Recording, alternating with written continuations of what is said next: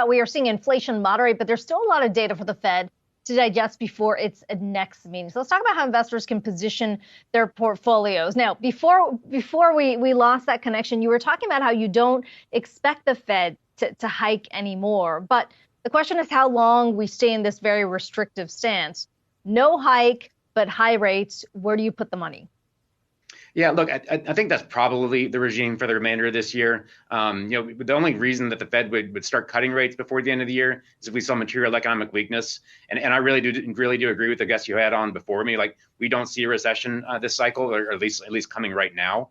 And so we don't think the Fed is going to start dropping rates until we get really into December or the first quarter next year, and they'll drop rates gradually back down towards 3% over the following 12 months or so.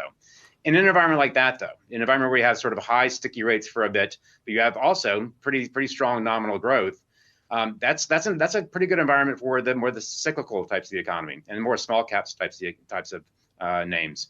And those names really haven't caught up or haven't kept up with the market broadly speaking so far this year, obviously. So we think the second half of this year, assuming that growth remains fairly resilient, which is our expectation, we think that the more cyclical parts and the more smaller cap parts of the market can probably play a little bit of catch up to the Nasdaq. Scott, let's say, hypothetically speaking, we'll play devil's advocate, if you will. Let's say the Fed is not done and September there's another hike. Where do you go? How do you position yourself? Yeah, look, if it does appear that the Fed is going to continue to hike rates, then and do so somewhat aggressively, which is definitely not our central expectation, but certainly these things can happen.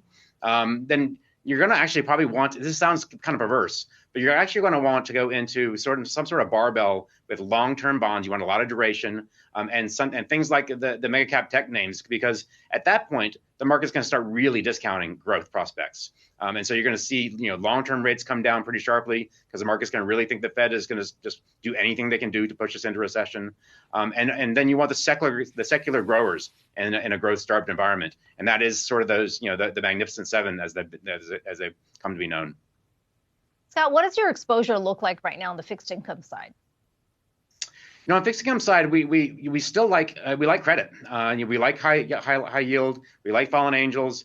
We still like loans right now. And all this is because spreads aren't super attractive, but we think the economy is just fine. And so you can clip these 7, 8, 9, 10% coupons and hang out for a little while, and that'll provide a pretty decent overall total return in the fixed income space.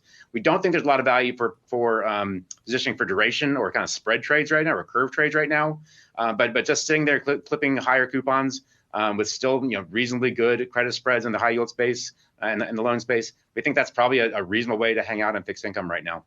Scott Ladner, glad we got through that glitch. Glad we got you back. Scott Ladner, thank you so much. Have a great weekend.